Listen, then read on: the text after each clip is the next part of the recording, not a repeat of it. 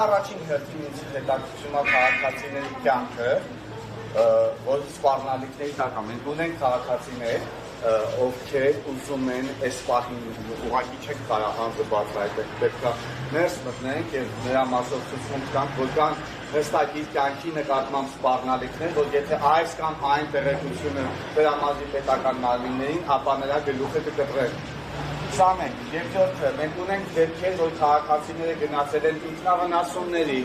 մենք ունենք դեպքեր, որ քաղաքացիները արդեն զանգահարել են ինձ և տեղեկացել են, քանի որ գործել եմ 12 միլիոն դրամս իմ ամբողջ կյանքի վաստակը, ես այլևս չեմ ուզում ապրել այս երկրում և գնում եմ ուր որ աչքս կտրի։ Եվ մենք ունենք իրավիճակ, որտեղ քաղաքացիները այս և նմանատիպ հանցագործություններից բացարձակապես պաշտպանված չեն։ Այս և նմանատիպ հարցերի քննարկման համար ես խնդրում և պահանջում եմ ընդունելություն, միևնույն ժամանակ հրապարակային կերպով պահանջում եմ գումարների վերադարձ և ֆինանսական իրավունքների վերականգնում, այս ուղղությամբ գործուն քայլեր եմ ակնկալում, որ պետք է իրականացվեն, որոշումներ պետք է կայացվեն, քննարկումներ պետք է արվեն և պետք է մենք սերմ ժամկետներում ունենանք հստակ պատասխան, թե երբեն հստակ որ մեր քաղաքացիների գումարները կանգնվելու վերադարձվելու իրանք։ Լսում եմ ձեզ։ Կներկայանաք նախորդ բաժին եք ներկայացնում և այստեղ եկել եք նաև ընդունելու համար քաղաքացիներին։ Այո, ներկայանամ Հանրաքննչական կոմիտեի ՀԿԳ քննության գլխավոր վարչության կիբերհանցագործությունների և բարձր տեխնոլոգիաների ոլորտում կատարված հանցագործությունների քննության վարչության պետ Շիրազ Գրիգորյան։ Անդրադառնալով մատնանշված հարցերին նախ հարկ եմ համարում նշել, որ Քննչական կոմիտեի նախագահի ամենօրյա ուշադրության կենտրոնում է կիբերհանցագործությունների զգուշած անձանց իրավունքները։ Այդ համատեքստում վարույթ իրականացնող մարմինը իրականացնում է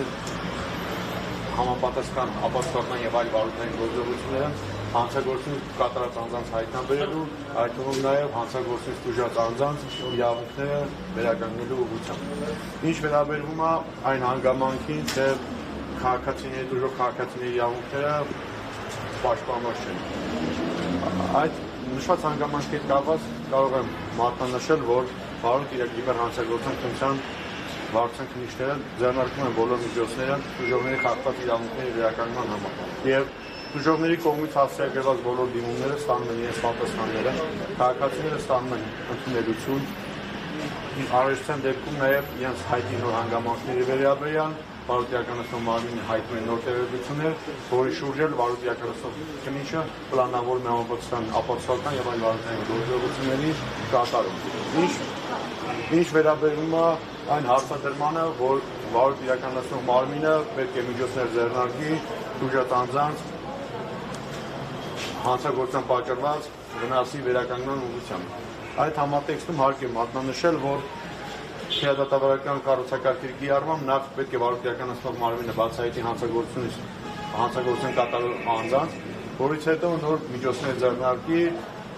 այդ եղանակով։ Այսինքն տրամաբանական շղթան, իսկ որպես քննիչ ձեզ մի հարց հարգելիս, դուք չեք կարծում, որ այս հանցագործությունները նոր հանցատեսակներ են և քաղաքացիների իրավունքները չեն վերականգնվում հին օրենքներով և հին մեթոդներով։ Չարժի արդյոք նոր ենթաօրենսդրական կետեր կամ նոր լուծումներ, որպեսզի քաղաքացիները հասնեն իրանց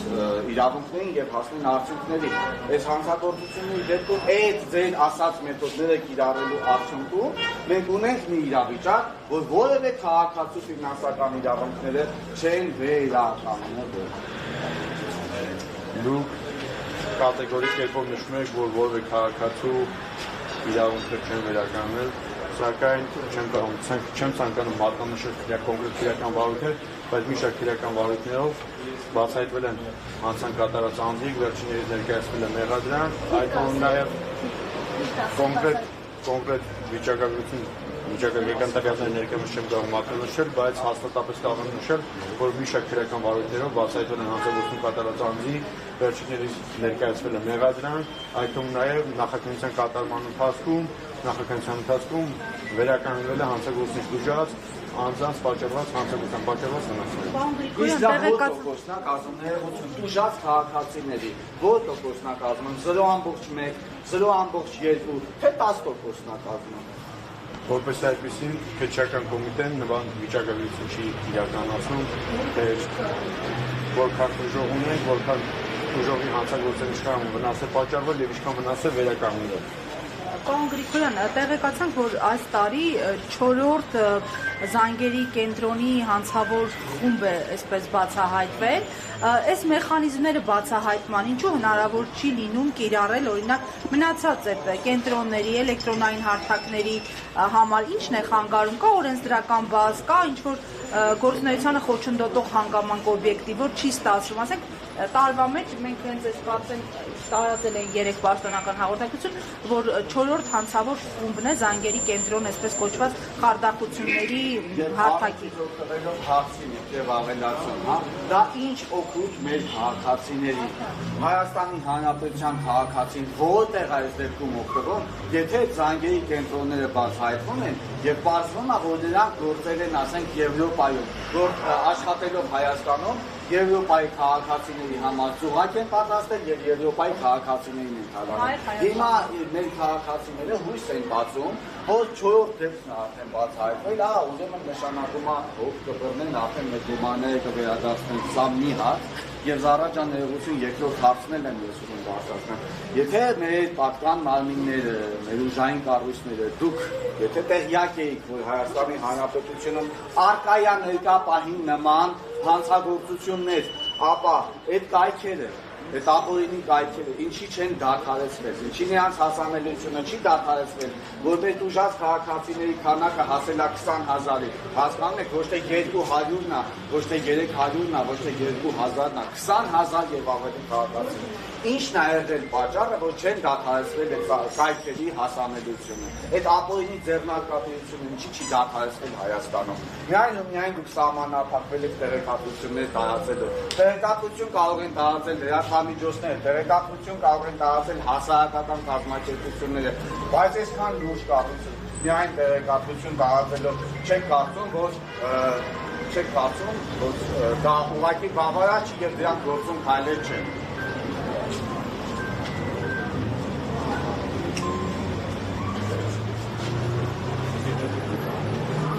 Անդրադառնալով զանգերի կենտրոնների միջոցով կատարված հանցագործությունների կատարմանը, այս հանցագործությունների առանձնահատկությունը կայանում է նրանում, որ եթե նախաքննության ընթացքում բացահայտվում է զանգերի կենտրոնի գործունեություն, որը գործունեությունը իրականացնում է Հայաստանի Հանրապետությունում, ապա վերջիններիցս գործողություններից ուժած անձիկ հանդիսանում են այլ երկրի բնակիչներ։ Եվ նույնը վերաբերվում է նաև մեր վարույթի իրականացող քրեական վարույթին, որով ունենք բազմաթիվ ուժողներ, հիշալ հանցագործությունը որպես այդպիսին կատարվում է արտերկրից։ Որպեսզի պայմաններում հանցագործության բացահայտման ուղղված միջոցները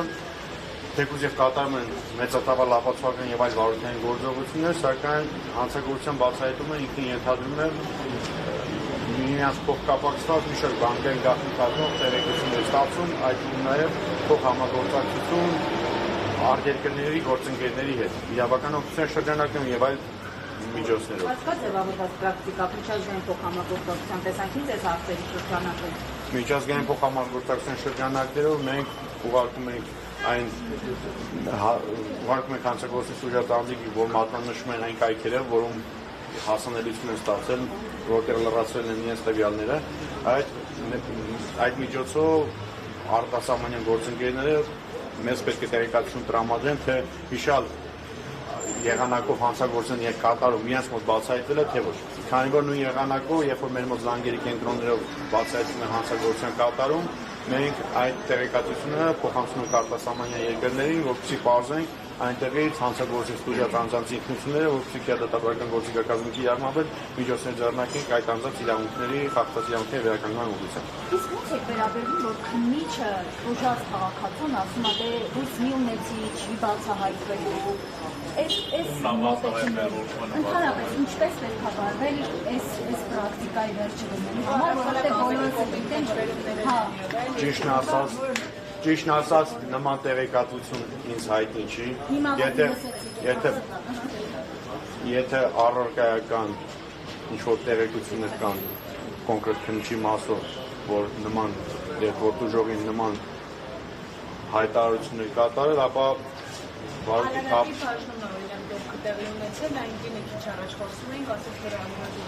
Մարզային գրեթե բոլոր բաժիններում, մարզային ներքին գործերի նախարարության բոլոր բաժիններում։ Եթե որը քնիշ նման աշխատելավոճավորներ դել, ապա այդ կապակցությամբ դուք կարող եք դիմում հասարակական քննչական կոմիտեի նախագահին, քննչական կոմիտեի նախագահին քննարկի Միշելանձին կարգապահական պատասխանատվության ենթարկելու նպատակարարության հարցը։ Ներողություն, բոլոր ժուրնալիստները բացից դժող են։ Ես փաստացի փաստեր ունեմ, ես 2 տարի ամեն ստեղ դիմում եմ ներկայացրել, դատախազություն ուղարկել եմ գործել 2 տարուց ամեն ես բազմիցս դիմումներ եմ գրել, այլ նոր Ալեքսանյանը, որ եկավ անգիր ինձ եկել, բազմիցս դիմումներ եմ գրել, վերջի անգամ ես զանգահարել եմ քննիչին, չի պատասխանել, 10 անգամ զանգահարել եմ, որովհետև ինձ մոտ հայտնվեց տեղեկություն, որ ինձ խաբողը Հայաստանում է, Երևան Սիթիում է, պատահական գրպանի մեջ հեռախոսը միացել է, և ես հայկական խոսակցությունը ես կարող եմ ձեզ ներկայացնել դա։ Ես եկել եմ դիմում եմ գրել, որ հեռախոսը չպատասխանել, եկել եմ նախագահի անունով դիմում եմ գրել, ինձ մի ամիս հետո պատասխանել են, տեսեք ինչ եք, դուք իրավաբան եք, խնդրում եմ ձեզ, խնդրում եմ, ես Հովհաննես Ռիտա Սերգեյ, ես խնդրում եմ, եթե չեմ սխալվում, դուք քննչական կոմիտեի նախագահի դիմում եք հասցեագրել, այո, բազմիցս, ձեր կողմից ձեր վարույթը իրականացում է քննիչ Էմմա Գալստյանի կողմից եւ եթե չեմ սխալվում ձեր դիմումի կապակցությամբ քննիչ Էմմա Գալստյանը հրավիրել է աշխատասենյակ դեպքի հանգամանքների շուրջ լրացուցիչ հարցաքննել է ձեզ։ Ոչ մի բան չի արել, ես ուղղակի եկել եմ ավելնոր լրացուցիչ տվյալներ եմ տվել։ Դուք տեսեք, ես զանգ խնդրում եմ նայեք, էլի դուք հարցաքննության ծանոթակինն է, հարցաքննության ծանոթակինն է։ Չէ, կարդացեք, տեսեք ինչ ա գրված։ Ես տեղյակ եմ ինչ ա գրված։ Ձեզ քննիչը դիմում եք հասցեագրել քննչական կոմիտեի նախագահին, որ բայց ինչ ա գրված այդտեղ։ Ես ստուգարք եմ վերցնում այդ քննիչը, որ ինձ քննիչի ստուգարքի հարցեր ա տալիս։ Կթողեք խոսքս ավարտեմ հարգելի։ Ավարտեք։ Դուք քննչական կոմիտեի նախագահին հասցեագրել եք դիմում հետևյալ բովանդակությամբ, որ վարույթ իրականացնող մարմին ունեք հայտնելու լրացուցիչ տեղեկություններ։ Հարգելիս խոսքս թողեք ավարտեմ։ Նման պայմաններում վարույթ իրականացնող քննիչը այլ բան, քան ձեզ հարցաքննության հրավիրելու չուներ անել։ Որպեսզի պայմաններում ձեզ վարույթ իրականացնող քննիչը հրավիրել է հարցաքննության դեպքի հանգամանքների շուրջ լրացուցիչ, որ դուք էլ ներկայացել եք լրացուցիչ հարցաքննվել եք։ Մի ամիս հետո չեմ եկել, այս այա պատասխանել։ Դուք մի հատ տեսեք ինչ ա գրել, ծիծաղելի է, դպրոցական երեխա ա գրել։ Մի հատ տեսեք ինչ ա գրել։ Վարույթ իրականացնող մարմինը անգործություն չի ցուցաբերում։ Կարդացեք, ծիծաղացեք բոլորը։ Քաղաքացիների բոլոր դիմումները ստանում են իրենց պատասխանները։ Ինչ ստուգարք ա հանձնում, որ հոդվածում ինչեր են անում, հետո ինչ են անում, հետո ոնց են բարևում, ոնց են ստեղծում։ Քրեական գործեր են, քրեական գործերի մասին այսպես շատ բաց չի կարելի խոսել։